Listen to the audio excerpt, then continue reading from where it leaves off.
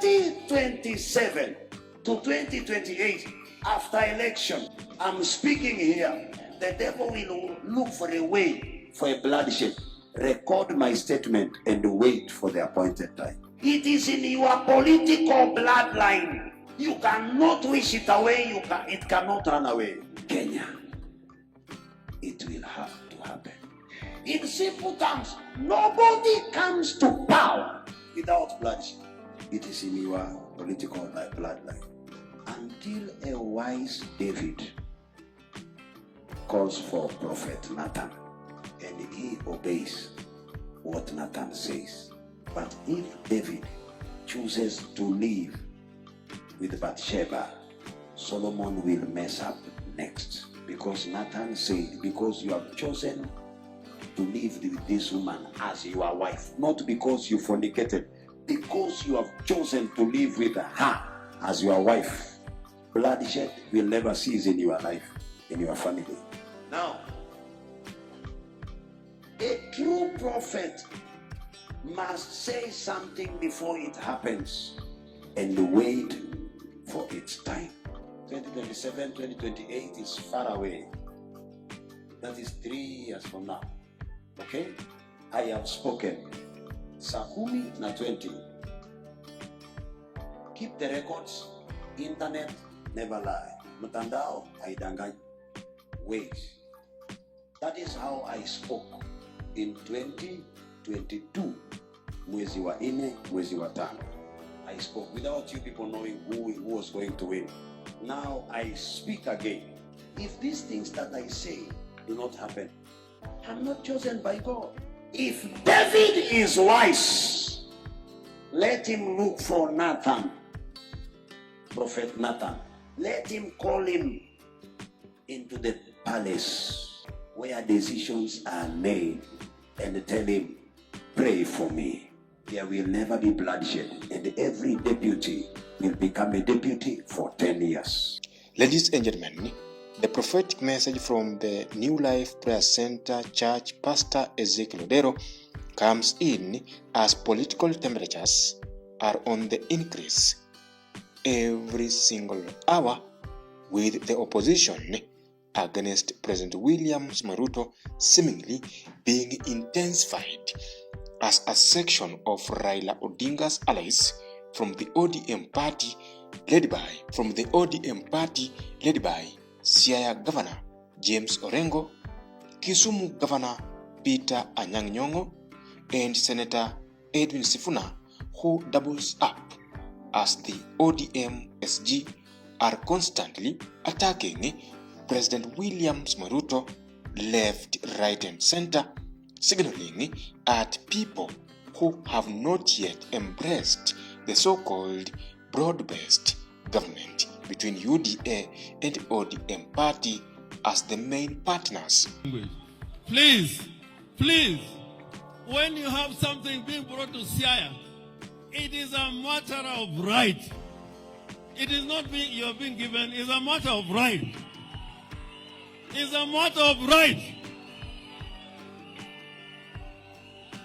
And I cry. When I was in Parliament, I was the only backbencher.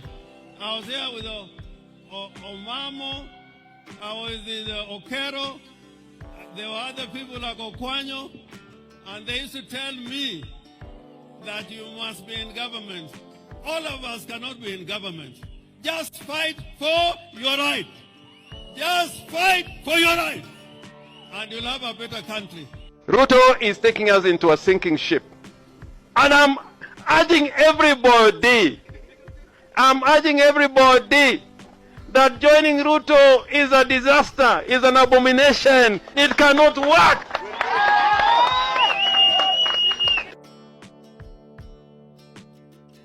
I think there are people who don't like me as SG reminding them what the actual content of the document is, because many of them have not even read that document. Mimi najua hiyo document vile inasema. Kuna vitu inasema lazima zifanyike, na most of the responsibility is actually on Kenya Kwanza, because they are the ones in power. So job yangu mimi nilisema niko na marking scheme kazi yangu ni kuangalia tu, kuna 10 points pale. Hii ya kwanza mmefanya, hii ya pili mmefanya, hii ya tatu mmefanya. Tulisikizana counties zipewe 450 billion. Ukinipea 4 or 5 inamaanisha nini? Tulisikizana hakuna mambo ya kuabduct vijana. Ukiabduct mtu inamaanisha nini? Tulisikizana kwamba political parties ziheshimiwe na msingilie mambo ya vyama vingine. Ukithreaten SG wa chama kingine inamaanisha nini? Umekiuka mkataba. Sasa mimi kazi yangu ni kuweka marking scheme. Na siku ile unajua kutakuwa na report card. So mimi kazi yangu ni kutoa, tunasema 10 points ndio hizi, out of 10 umepata 1. Nakupea E. We will lose the election with Ruto even if we supported him as ODM. I am very clear in my mind. Because the people are clear in their minds on what a government is supposed to do. And for as long as you're not addressing those things, it doesn't matter. We lost an election with 26 parties. Even the logistics of just sitting the principals here was a problem. We had, in one county, you have 3 principals. One county like Meru, you remember we had Kraitu Murungi, we had Zoe Munya, the whole of them are principals. But we still came up short. That tells you that if you don't deliver on your promises, if institutions such as the Catholic Church are calling you out for a culture of lies, you have unkept promises, you are kidnapping young people, I am telling you it doesn't matter who supports you. You will still lose.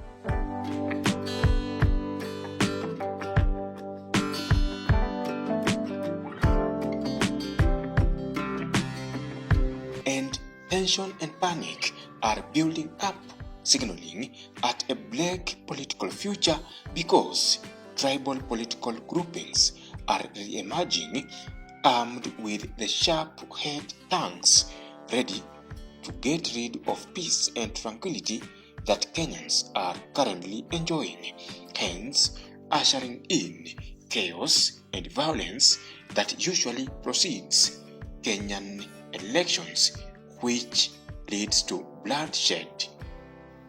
This is what Pastor Ezekiel Odero is revealing in his spiritual alert to Kenyans. Now, Pastor Ezekiel Odero isn't just an ordinary religious leader. The New Life Prayer Center Church pastor is a well-known religious leader whose foundation is built on prophecy.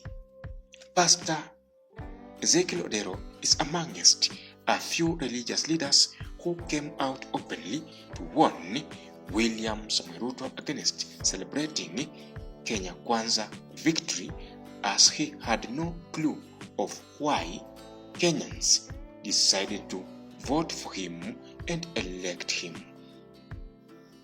And this has come to pass as President Ruto is seemingly the most hated person, and he is not enjoying the kind of love he used to get from his close allies, led by the former Deputy President Rigathi Gachagua and his entire Mount Kenya community, who have turned to be his biggest political enemies. And therefore, his prophetic warning should not be wished away. It must be given seriousness it deserves. To this end, ladies and gentlemen, let me know your thoughts in the comments section of this video.